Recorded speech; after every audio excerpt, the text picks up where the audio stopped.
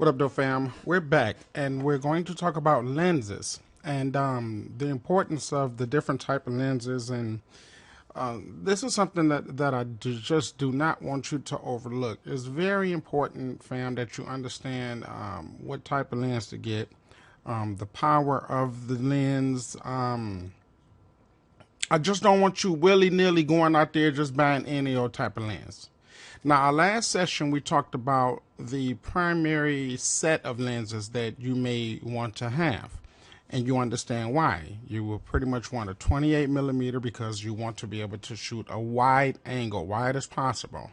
Then you want a 50 millimeter, you want to get a medium shot close up, and then you want to get like an 85 millimeter or 100 so that you can get an extreme close-up, so to speak. And the other ones you consider later on down the line, like a 18 millimeter to a 200 millimeter zoom lens, you know. But there is quality differences because these fixed lenses, you know, the 28 millimeter 1.8, or the 50 mm 1.4, or the 85 mm 1.4 or 8. Those are considered prime lenses, and they're going to have better quality because it's primarily for that specific millimeter. So more emphasis is just better glass. They call it glass. It's better glass. Now there's two different sets. There's two different styles of lenses. If you're real serious and you have a lucrative budget for your lenses, then you may want to look in what they call L lenses for the Canon. Now, something else too, fam, it's pretty much your personal preference when it comes to lens. There's a lens. Let me show you something real quick. Let me see if I can pull up YouTube, and there's this thing that I have. Let me see. Let me log out of my one account and log into. No, let me just log out. But anyway, I got it on my thingy. We sign out, and we sign back in under today's beat. And I want to show you something. Perhaps, okay, I'm showing you too much information, right? All right, check it out. Let me see if I can pull it up. It should be in, let me see my video managers. And what I want to show you is something that I had saved. Is it in the playlist? It's probably in the playlist. Okay, yeah. Video inspiration, and it should be in here. I don't see it right off. Oh, this guy right here. Let me show you this real quick first. Now, this guy, he uses. Here, we're gonna mute this. But as I'm talking, I'll show you some image quality. And always look at the, you know, the better quality image. You know, when you're doing your craft, you always want to look at the absolute best. But anyway, this guy is using a Canon. I think he was using the 7D or 5D. The lenses that he was using was a Tokina. That's a very wide lens. So as you see here, he have a very wide lens, and you'll notice that it looked good. Now you see the color and the richness and the saturation. That's something that you're looking to get in your video, but that's another tutorial. We're going to come back to that. I don't want to jump you guys too advanced to different things, just skipping all about, because you're not going to really learn properly. So everything that you see, the highest quality of film that you could possibly get, I'm going to teach you everything that you can possibly know so that you can produce these type of images. But just for the record, real quick, he uses a, this is a 14 to something. Let me see if I can look this up on eBay. Tokina, and it's probably just going to, okay, that's what he used. He uses a Tokina 11 to 16 millimeter for Canon. And you see here it's $600. It's a 2.8. Now you see that it's a 2.8. You notice that? See, the most popular lens for us, and the highest that you want to go, is a f2.8. And you should understand why, because you get a lot of that, you know, bokeh. You get a lot of that, you know, depth of field look in the background. Anyway, going back to his images, we see he uses a 16, and he uses a 50 and an 85. And they are Canons except the Tokina. Then he used a 50. Now I don't know if he used a 50L lens Let's back this up real quick. Or if you use a 50 prime. Now, a 50L lens, as you see, is $1,400. But the image quality, well, I'm going to be honest.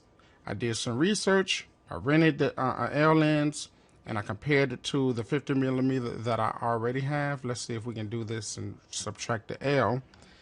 And I think mine was $300 or $400, something like that. But we're going to double check real quick. And let me see. We'll do a search.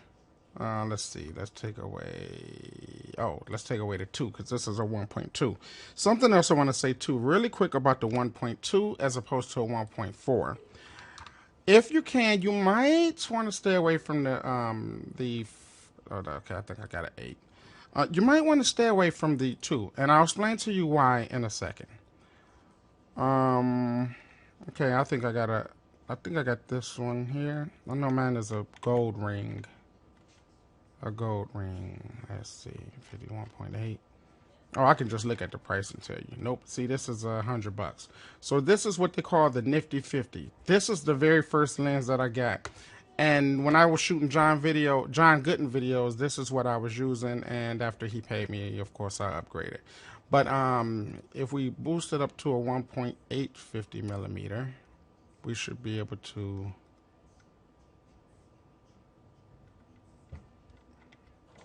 No, I know my 50 millimeter was more than that. So 1.4, 1.8. Give me a second, fam. I know I'm taking all your time. Here it is. This is it right here. This is it. I thought it was a little bigger. But anyway, this is it for the most part. This is it. This is what I got, the 1.4 50 millimeter. And I compared the 1.4 50 millimeter to the, the L lens, and the quality, you really couldn't see no big difference that's going to, for us, that's going to, suffice us spending an extra $1,000. You feel me? Instead, what I decided to do was, instead of spending $1,500 on a 50 millimeter lens, I just spent $400 on this one, $400 on the 85, $400 on the Sigma 28. Now, anyway, let's go back in here and let's look and just to show you the quality and the difference of the quality. You see here the sharpness and things like that. He boosted up, of course, and got the color correction going on here because these images don't come out looking this good directly out the camera.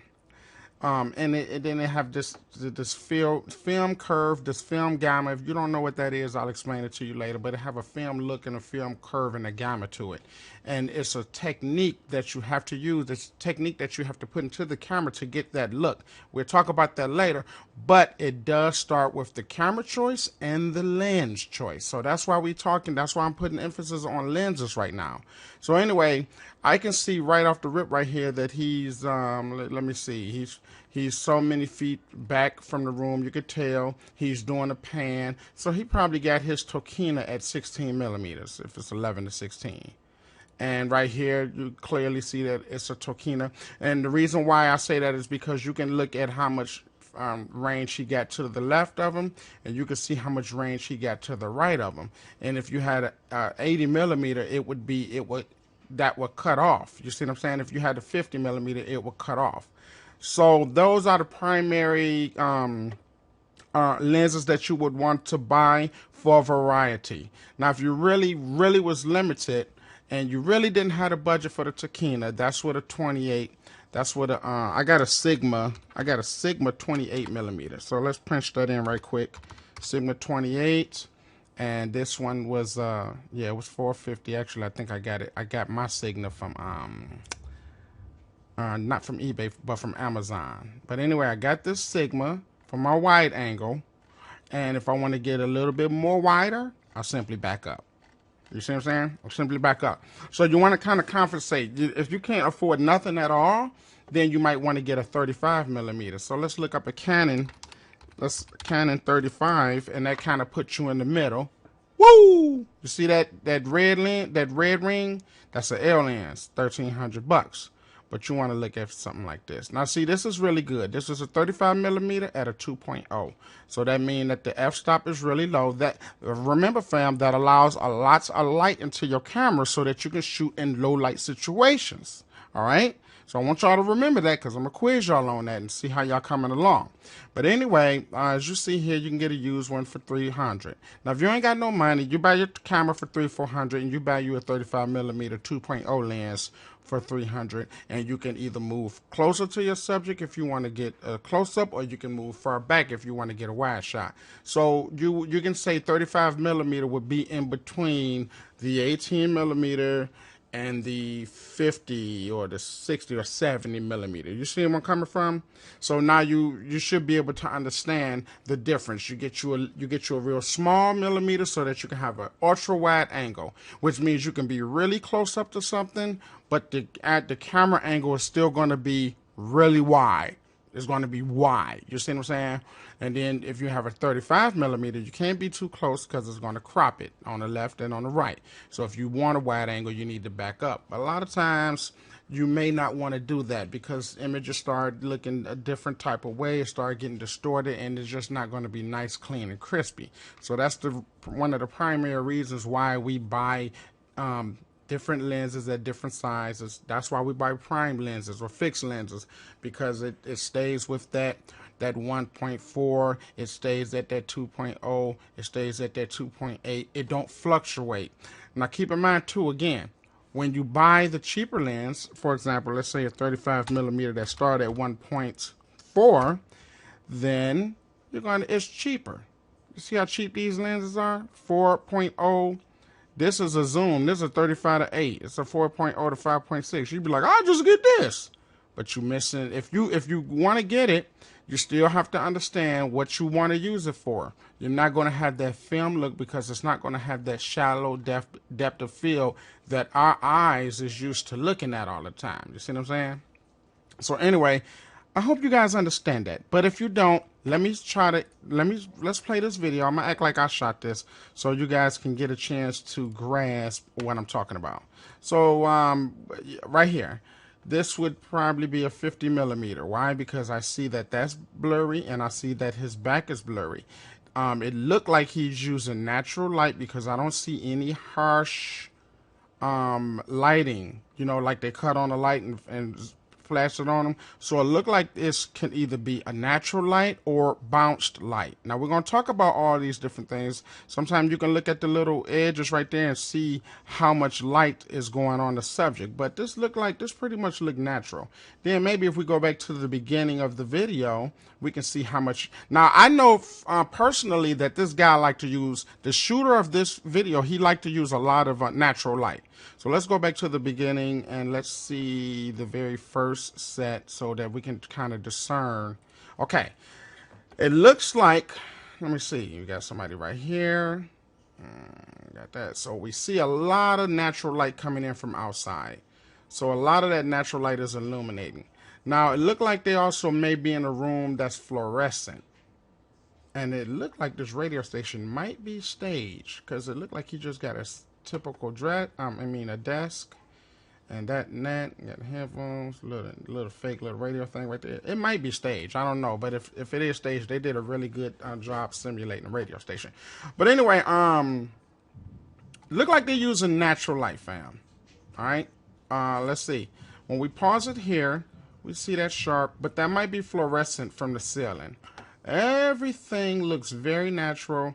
It might be some extra light right here, but I want you guys to be able to look at an image and you should be able to tell. Now we can go to some other images and I can show you clearly, oh, okay, they're using a softbox right there. Or for right there, they're using a Fresno. Or for the back, they're using a rim light. They're probably using a Kino or a Fresno or something like that. I want you guys to be able to look at it and know, because you're going to be pretty much mimicking these different things that you see. And also what we're going to learn, fam, what I'm also going to teach you is how to look at different compositions and mimic those compositions. Yes, copy them. And the reason I say copy them is because those are considered the industry standard. The only thing is that don't worry about if you're copying. Why? Because it's not going to be him that's in your image. It's going to be a lady there, or it's going to be a kid there. You see what I'm saying? But you're not going to just go to, start reinventing the wheel, because people is going to take note to that, and they're going to be like, I like it, but you know, I don't know. He was on the floor looking up at the ceiling. I don't understand that viewpoint. You see what I'm saying? Or you might be doing an interview, and instead of doing the interview traditional, having the actor traditionally look at the camera while you're talking, you got the actor looking off to the right, and it looked like the actor is blind when it's played back. You know what I'm saying? So anyway, you don't want to reinvent the wheel. You do want to be as creative as possible, but don't try to reinvent the wheel too much. You know what I'm saying? It's very important. So anyway, let's check it out. Here, sometimes you can steal different knowledge by like looking at his glasses. Look like they might got a real little bitty small light in there. Look like they got a little light. So maybe they're using something in there subtle. Maybe they covered it up so that it can really lay down really soft. Remember this too, fam. Just for the record, and I know I'm kind of jumping ahead of myself, but make sure that your light is soft. Everything should look natural and fall off. All right? When the light is too harsh, it's going to show. Everything is going to be bright. It's going to be shiny. It's going to be too harsh for your camera. When it bounces back to the camera, it's going to be giving the camera too much information, and a lot of your images can be over-highlighted, overshadowed, over-darkened, just too much.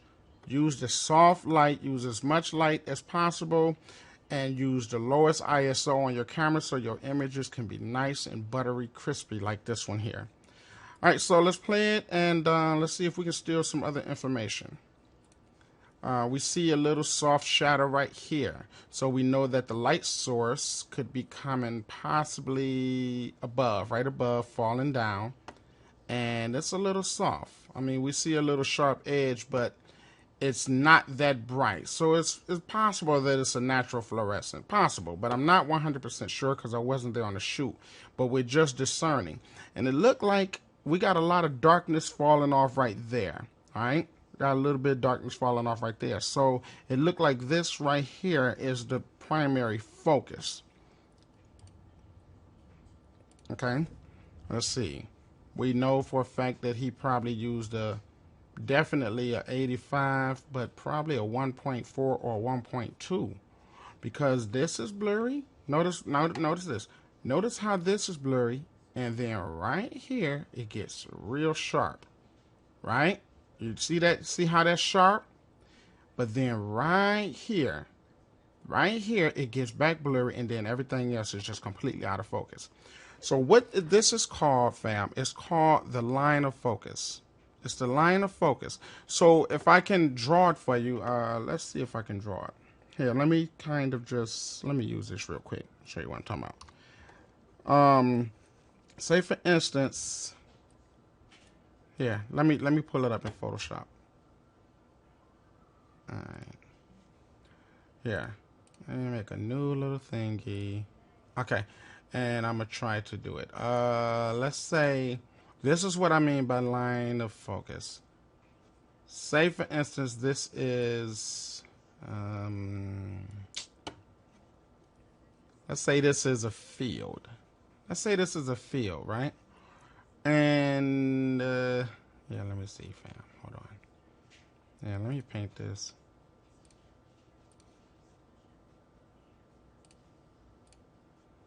Oops, sorry. I need another layer. Okay, this is a field. Now, here's the camera right here. Let's just draw a goofy camera. I'll put it on black, and we're going to draw a goofy camera. Here's my camera. Wait. Bing. That's my camera. And that's the lens. That's the Zeiss lens. That's a prime lens. That's a big dog lens, right? So anyway, it's shooting the subject, right? Now, this is what line of focus is. What we're going to do, we're going to cut out the line of focus. Now for like a 1.2 or 1.4. Okay, look, let me try to help you understand something. The higher the f-stop, the broader the picture's going to stay in focus. All right, which means that all of this would be in focus, maybe even some of that back there. So if you got trees right here, and you got a car here, and you got a cow there, you got a human here, you got another car there, you got a tree there, and a mountain there, and then you got some trees back here. Well, everything that's within this box is going to be in focus. Everything in front of this box and everything after this box is going to be out of focus. So just to help you grasp this, the higher the f-stop, if you at a, you know, a 5.6, a 7 or 8, the higher the f-stop, the more things in the box is going to be in focus. So you talking, you know, everything in focus. Now, us as video directors, we like that shallow depth of field. We like it. We like how it look. We like how it feel. It gives us the look of film or camera. So the smaller the f-stop is. So let's say, for instance, we go from a 5. I'm just rough estimate, y'all. We go from an 8 to a 5, and we go, and then, you know, we were like, no, we want a 5. We want a 4. So now you have a little bit, you know, smaller space, but you want even more shallow depth of field. So you go to a 2.8. Now the 2.8 is usually what we kind of getting. So we kind of at this 2.8. Now that's sweet, right? Because now everything that's in front of this little section here, this point of field of view, this is everything that's in this field of view is sharp. Everything before that and everything after is blurry. So if I got a tree here, let's see. Let me just kind of put these images up. I know you guys know what I'm talking about, but I'm just going to do it anyway because I really want you to get it real good. So we got some trees here. Do I have to make it green? I guess. We got some trees back here, and another tree there, and another tree there, another tree there. Then we got another tree right here, another tree right here, and another tree right, a bush right there. All right, and then we got our little big-headed human. That's me, and I'm Boogie Down Brown. I'm Caramel Brown, as my wife call it. So I'm right here. Boom, big bald head, fat. All right, so now what's happening is, now when we do this, everything else is blurry. So let me set it off like that. That's gonna be blurry. Put the Gaussian blur. How blurry? Well, at 2.8, it's gonna be pretty blurry. It's gonna be pretty blurry. All right. Now this is sharp, but those are blurry. So when the camera, you know, when we go back to this here, where's my image? Where's my music video? Right here. Now you understand. You see there's like a line. You see what I'm saying? And this line, this right here, this is blurry. The back is blurry, but this is the field of view. So anything that's on that plane is going to be sharp. Do you understand what I'm saying, fam? Anything that's on that plane is going to be sharp. Anything before that plane, blurry. Anything after that plane, blurry. So the more shallow your depth of field, or the lower your f-stop, the more smaller room you got for sharpness. So this is my big head. Here's the trees. Those are blurry. And this was the 2.8. Now what happens when you get a 2.0? Well, you get an even shallower depth of field. What happens when you get a 1.8? Ah, even shallower. What happens if you get a 1.4, broski? Well, now I got to get a little tight, because only my nose going to be in focus. And my everything else going to be blurry. Everything before, everything after. So if I even sharpen my nose, then it's possible my eyes going to be out of focus. But not that much, because it's at 1.4. But now, let's go to the all-expensive 1.2. You see the little bitty thin line of focus? You see? Everything else is blurry except this one little line, which means that if a fly landed on my nose, that 1.2 is able to do a sharp focus on that fly, and everything before that, if the fly flew in the middle of my nose, that means that the camera is able to focus in on the fly, and the tip of my nose will be blurry, and my eyes will be blurry, but the fly would be in focus. So let me see if I can show you something to help you drive the point home even more. Let's see. Let's say shallow depth of field fly. I don't know if they're gonna have that, but let's just see. I hate Bing, so I'm gonna sign into Google because the odds of them having what I'm looking for is a little higher. So, all right, here we go. So let's pull this fly up right here. Oh, no, here's one. Here's a good thing. Here, let's pull this up. Okay, see how the eyes and this little weird alien thing is in focus, but his legs is actually out of focus? But you see that this is extended to the line of focus. His little feet, little fur on his feet is extended to the line of focus with his eyes. So the only thing that is focused in is the eyes. Everything else is blurry. So now do you understand? The more smaller the f-stop of the camera, the more shallow depth of field you will get. Now again, when you widen out the field of the camera, you widen out the focus, which means that let's see an image that okay, let's say I don't know, let's see.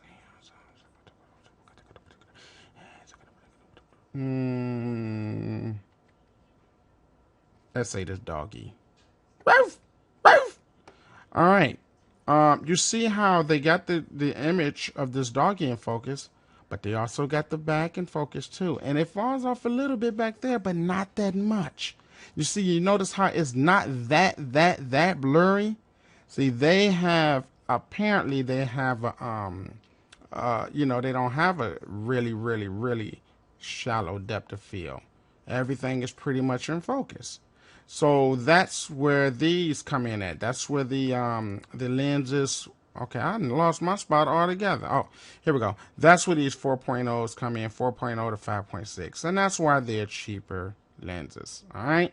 Now, is that to say don't buy it at all? No, absolutely not. I'm not saying that, because actually you can get over. You can get you a 75 to 300, 4.0 to 5.6. $129 is an excellent buy, right? I can't say much for the quality as far as the sharpness of the image, but you can get that close up to that. You know, you can get them zoom shots all the way to 300 millimeter. That's like you standing almost a block away. Well, not that far, but you guys get the point. You're standing far away and you zoom in and the image can still be crispy. You know what I'm saying? And the good thing about when you are, like when you zooming in, when you're using these type of lenses and you zoom in, you actually create another type of depth of field. And that's more advanced. We'll get into that later, but it has something to do with you adjusting the aperture of your camera. It got something to do with, you know, how much light the shutter speed, things like that. So that gets into another thing, but you can get over on these, but these wouldn't be the first choice, because a lot of the videos that we shoot, fam, we kind of doing close-ups. You know, we do a lot of close-ups. We show a lot of intimacies. For example, like how this close-up right here. See, this shows a good director, it shows good composition, and it shows that he know how to use his camera, he know the type of lenses to use, and he know color correction and color grading. You see what I'm saying? So all of that stuff is what's beneficial to us. So all of this is soft, so we know 9 out of 10 they're using natural light. They might have a soft box. If they do, it's far away. It's really soft. They really diffuse the light a whole lot. So anyway, that's that, fam. I don't want to, you know, overdo it, but I really want you to have a very close, I mean, basically, I'm trying to help you to understand this without taken years to grasp the importance of lens and the type of lens you want to get and why you want to get it and how to use it. It took me a long time, and it took a lot of other people a long time, because they can explain it to you, but you still don't get it. You be like, so here's where I am, fam. If you don't get it, if you're not getting it, please, please, please leave a comment. Let me know. T, I understand this and I understand that, but I don't understand this part. Make sure you leave a comment so that I can have a clear understanding of what you're not getting, so I can do some other type of demonstrations, some hands-on demonstrations, some live demonstrations, so that you can get it. Because I promise you, once you know this, once you grasp this, and once you understand it, you're going to be 20 steps ahead of the man that's just running out buying him a TI and a lens, a T2i or T3i and a lens. You're going to be ahead of the game. And that's what it's all about, fam. It's all about that real, true, skillful inside knowledge. It's not about that surface knowledge. It ain't about everybody shooting with the T2, everybody shooting with the Canon's DSLR. I'm about to get me one, and my video is going to be sweet. It's not about that. It's about knowing what these professionals know. It's about knowing what these film directors know. And when you know, your images can come out looking close to theirs as possible.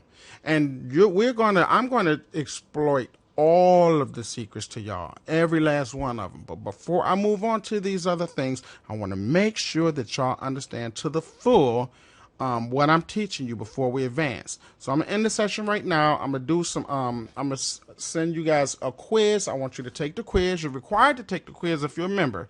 If you're not a member, don't worry about it. But if you are a member, you're required to take a quiz, because I want to see what you retain, and I want to see what you don't know and what you don't understand, so I can thoroughly teach you, and also I can also thoroughly teach the next upcoming class. All right, so it's your homeboy Grand Tizzle. I hope you benefited from this, and I will be posting up another video tomorrow or day after tomorrow, as soon as I get back from my convention. All right, so I'll talk to you soon, fam. I'll see you in a minute, and I want y'all to go out, start looking around, start getting your money together, because I'm going to turn you guys into monsters. And what I would like to do is set up businesses in each person's state. Each of y'all states, I would like to set up a business and send you guys out to do some work and get some footage, and charge a little, really low, reasonable price, and we can edit it together. You can send it to me, I can edit it, and I can start me a little production empire. I did that with one of my partners. It worked out really well.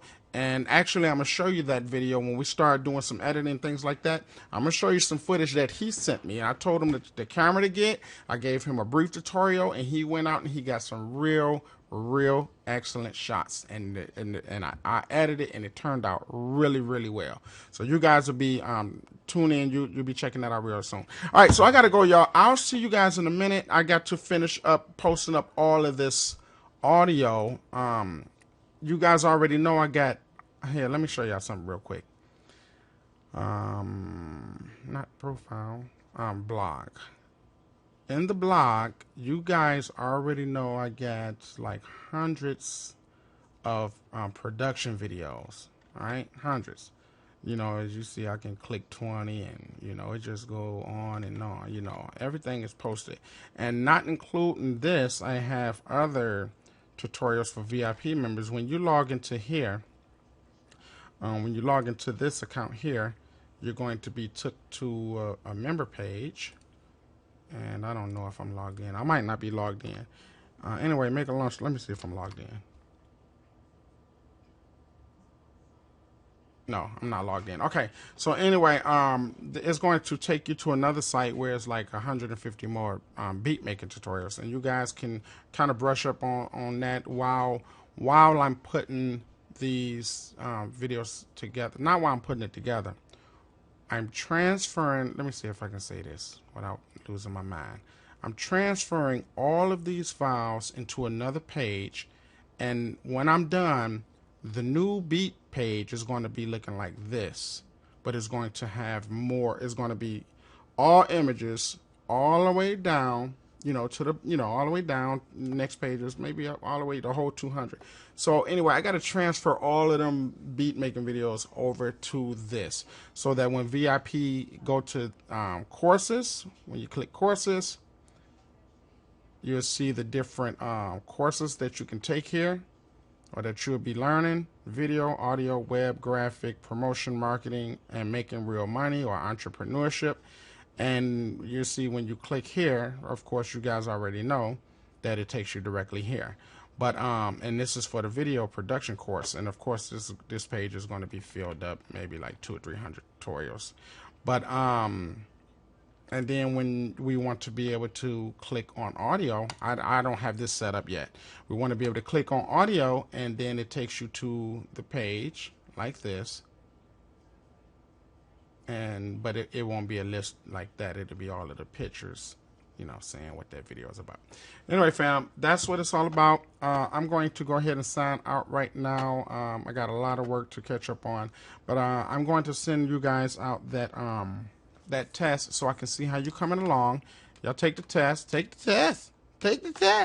so I can see where you at, so that we can progress from that point. All right. And I got some other things lined up, but I don't have a whole lot of time to. I'll email you. Make sure that you watch this video that teaches you how to set up your RSS, so that I won't have to. Let's see if we there. Let me see. Right here. Learn how to use RSS feeds, so that you can set up your RSS feed, so that I won't have to email you every single time I produce a new video. It'll just pop up here on your bar somewhere, letting you know, okay, you know, you have a new video, you know, for your paid service. So make sure y'all check it out. All right. It's your homeboy Grand Tizzle. I'm done for now, but I will be back after we do the homework assignment, so we can study some more. Or if you want to check out this video here, his guy name is Andrew Rickenberger was I will be, you know, you can pause it and type it, but definitely check it out, because this guy is really good, and you're going to learn pretty much exactly everything this guy knows. All right, it's your homeboy Grand Tizzle. I love y'all. I'll see you in a minute. I see you when I spin it.